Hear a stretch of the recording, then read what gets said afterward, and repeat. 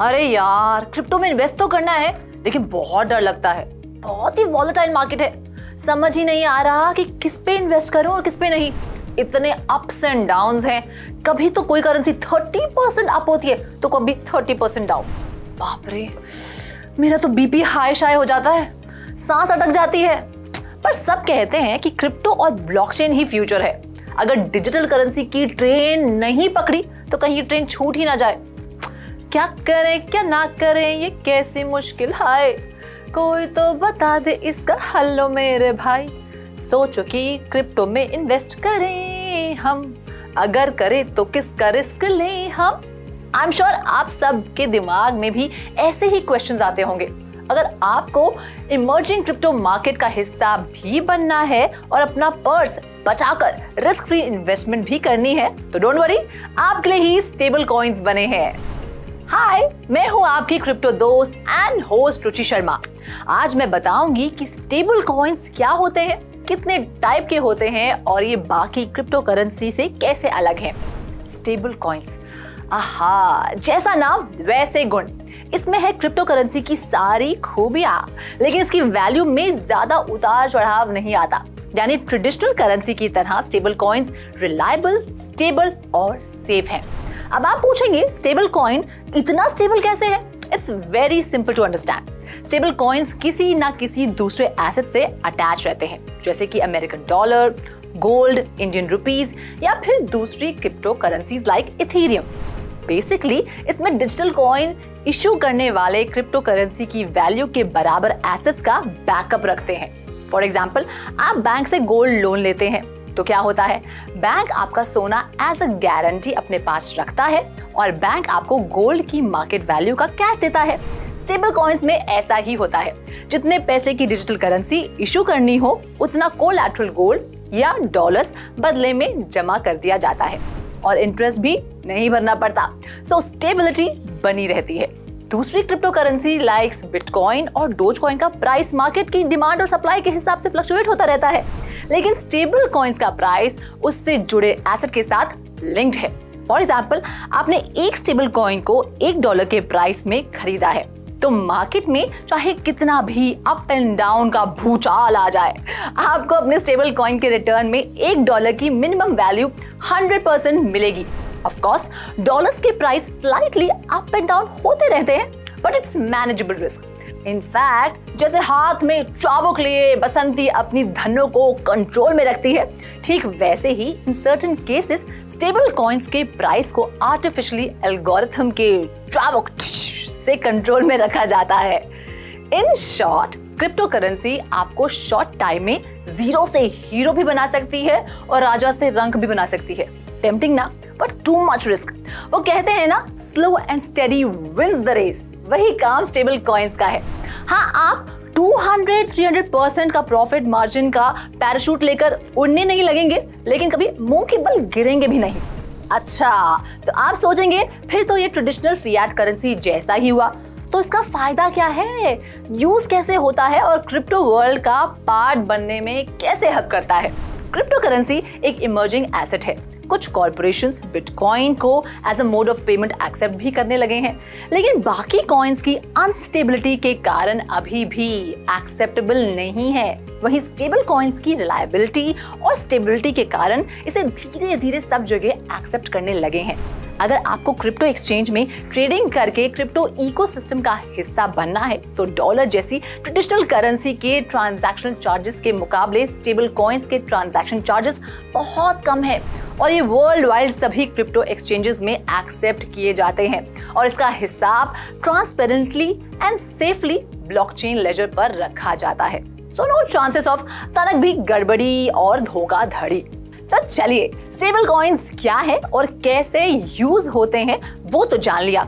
अब वर्ल्ड में कौन कौन से मेजर स्टेबल कॉइन्स यूज होते हैं वो भी जान लेते हैं। वर्ल्ड का first successful by far largest stable coin है टेथर। यूं समझिए, इसका जन्म ही क्रिप्टो करेंसी के मार्केट में स्टेबिलिटी लाने के लिए हुआ है। 2014 में इसे टेथर लिमिटेड ने लॉन्च किया था। कंपनी ने $1 के कोलैटरल अमाउंट का एक टेथर इशू किया। सो बेसिकली एक टेथर की वैल्यू $1 फिक्स कर दी गई। तो इसे पॉपुलरली USDT के नाम से भी जाना जाता है। टेदर ने स्टार्टिंग में टेस्ट मैच के बैट्समैन की तरह बहुत ही स्लो ओपनिंग की, काम चलता रहा। लेकिन 2017 में जैसे ही बिटकॉइन के प्राइस में गर्मी आई, टेदर टेस्ट से सीधा 2020 के पावर प्ले का बैट्समैन बन गया। 2016 और 17 में टेदर का सर्कुलेशन मार्केट में 1 मिलियन से 10 मिलियन हो गया और 2018 में बिटकॉइन का प्राइस पहुंचा $20,000 तो टेदर का सर्कुलेशन बढ़ के हो गया 1.4 बिलियन। अरे ये तो कुछ भी नहीं है। अकॉर्डिंग टू 30 सितंबर 2021 फिगर्स, टेदर की टोटल एसेट कितनी थी? सोचिए, गेस कीजिए, अरे कीजिए 69 billion dollars. That's not a joke. Tether में कुछ तो बात है जो इतना बढ़ गया है और बढ़ता ही जा रहा है। वेल टेदर, खुश रहो, आबाद रहो और सबको यूं ही आबाद रखो, हमारी तो यही दुआ है। तेरे नाम हमने किया है जीवन अपना सारा सनम। अब आप सोच रहे होंगे कि रुचि को क्या हुआ है, ये टेदर से तेरे नाम में कहाँ गई है? बताती हूँ। जब ये फिल्म रिलीज हुई थी ना, तब सलमान खान का हेयर स्टाइल ऐसा फैट बन गया था कि हर गली मोहल्ले में हर किसी का हेयर स्टाइल यही दिखता था। बस टेदर के साथ भी कुछ यही हुआ है। टेदर स्टेबल कॉइन्स का सलमान खान है। सलमान ने तो बनाई बॉडी, तो बॉलीवुड में हर इंसान ने, हर हीरो ने बॉडी बनाई, 6 पैक एब्स दिखने लगे हर जगह। कहते हैं ना, खरबूजे को देखकर खरबूजा भी रंग बदलता है। टेदर ने जैसे ही उड़ान भरनी शुरू की, बस मार्केट में एक के बाद एक नए स्टेबल कॉइन्स लॉन्च होने लगे। जैसे सलमान के बाद ऋतिक रोशन ने कहो ना प्यार है से बॉलीवुड में आग लगा दी थी। टेदर के बाद दूसरा सबसे पॉपुलर स्टेबल कॉइन लॉन्च हुआ जिसका नाम है USDC, शॉर्ट में USD कॉइन। सेंटर नाम के ग्रुप ने 2018 में इसे लॉन्च किया। सर्कल और कॉइन बेस एक्सचेंज ने इसे प्रमोट किया और आज वर्ल्ड के ऑलमोस्ट सभी लार्ज एक्सचेंजेस में इसे एक्सेप्ट किया जाता है। USDC के लॉन्च होते ही अगले मंथ जेमिनाई क्रिप्टो एक्सचेंज ने अपना सिक्का निकाला, GUSD यानी जेमिनाई डॉलर स्टेबल कॉइन्स। फिर PAX short for Paxos standard token 2018 में लॉन्च हुआ। हालांकि USDC and PAX are both backed by USD reserves. Stable coins के अलग अलग मॉडल्स इमर्ज होने लगे। दिसंबर 2017 में मेकरडाओ ने डाई टोकन नाम के डिसेंट्रलाइज्ड स्टेबल कॉइन लॉन्च किया।